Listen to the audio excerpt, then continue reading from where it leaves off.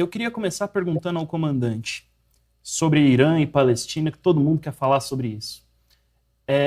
Há uma polêmica sobre foi bem sucedido ou não o ataque do Irã? Qual que era o objetivo dele?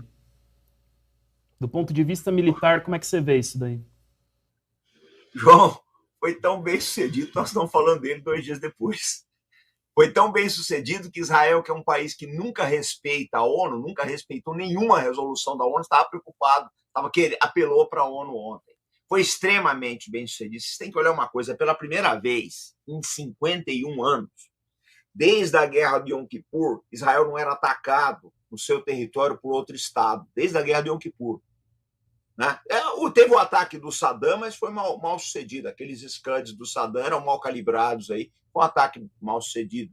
Mas esse ataque do Irã mostrou uma coisa para Israel: vocês podem ser atingidos.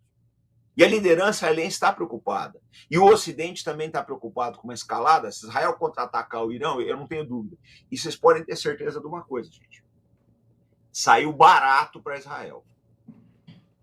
Vou repetir. Saiu barato para Israel, porque o Irã não usou o que ele tem de melhor no arsenal. O Irã tem coisa muito melhor do que o arsenal, do que aquilo no arsenal. Em termos táticos, o emprego de drone Shahid para atacar Israel foi apenas uma demonstração. O Irã sabe que não é a arma ideal. Como é que você vai lançar um drone aí com velocidade de 200 km por hora para atravessar mais de 1.000 quilômetros de território? Eles fizeram isso exatamente para as telas de radar de Israel olharem e falaram: os drones estão vindo aí. Colocaram drones lentos exatamente para fazer uma fritura lenta na opinião pública de Israel.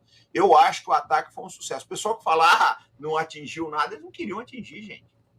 A coisa de alguns meses atrás, o Egito, o Irã detonou um quartel do Mossad no Kurdistão. Eles acertaram na casa. O míssil saiu a 1.000 quilômetros de distância, acertou uma casa.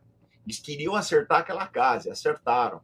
Então, se o Irã quisesse efetivamente atingir Dimona, atingir o Knesset, eles o fariam, eu não tenho dúvidas a respeito disso. O ataque foi um completo sucesso. Não mataram ninguém, não queriam matar. Essa é a realidade, eles não queriam. Esse ataque foi um recado. Israel sentiu o golpe. Agora, qual é o medo do Ocidente? Vão escalar a crise? Vão escalar. O Irã fecha Hormuz.